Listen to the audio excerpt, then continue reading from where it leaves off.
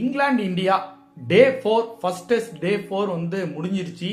நாளைக்கு ஒரு நாள் மட்டும்தான் இருக்கு. இந்தியா வின் பண்ணணும் அப்படின்னா கிட்டத்தட்ட 250 ரன்னை வந்து இங்கிலாந்து சேஸ் பண்ணணும். டே 4ல என்ன இன்ட்ரெஸ்டிங்காக நடந்துச்சு அப்படின்னா KL ராகுல் வந்து ஒரு செஞ்சுரியை வந்து பதிவு பண்ணாரு. 137 ரன் அடிச்சிருந்தாரு. சூப்பரான ஒரு பிளே. கிட்டத்தட்ட ஒரு 280 ரன் 280 பால் வந்து விளையாண்டாரு.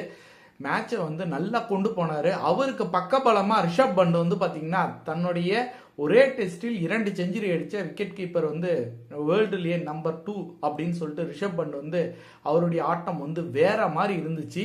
அவங்க 2 பேரும் விளையாண்டு இருக்கும் போது கிட்டத்தட்ட ஒரு 450 ரன் வரைக்கும் போய் டிக்ளேர் பண்ணுவாங்க அப்படின்னு நினைச்சிட்டு இருந்தோம். ஆனா வந்து ரிஷப் பண்ட் வந்து 118 அவுட் ஆன உடனே அதுக்கப்புறம் KL ராகுல் 137 அவுட் ஆனதுக்கு அப்புறம் கிட்டத்தட்ட யாருமே நிலைச்சு நிக்கல.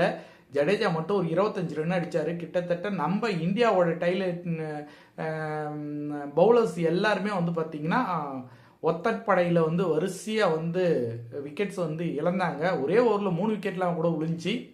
இதுதான் வந்து டே 4ல நடந்தது. டே 4ல வந்து இங்கிலாந்து நல்லா பவுலிங் பண்ணாங்களா அப்படின்னு கேட்டிங்கன்னா கண்டிப்பாக நல்லா பவுலிங் பண்ணல. இருந்தாலும் அவங்க அன்னைக்கு டேல வந்து டே 4ல வந்து செகண்ட் நியூ பால் எடுத்ததுக்கப்புறம் கிட்டத்தட்ட அவங்க வந்து ஒரு நல்ல பவுலிங் வந்து கொடுத்தாங்கன்னு தான் சொல்ல முடியும். அந்த நியூ பால் அவங்க வந்து யூஸ் பண்ணாங்க. இந்தியாவுடைய டெய்லெண்டர் வந்து ஒழுங்காக விளையாடல. இதான் மேட்ரு. டே 5 வந்து இந்தியா வின் பண்ணணும் அப்படின்னா 350 ரன் வந்து இங்கிலாந்து அடிக்கணும். இங்கிலாண்டால அடிக்க முடியுமா?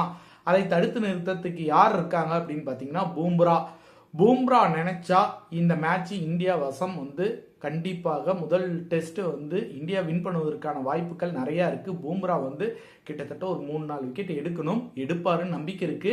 டே 5 இந்தியா வின் பண்ணுங்கிற நம்பிக்கையோடைய நம்ம ரிவ்யூ முடிச்சுக்கலாம்.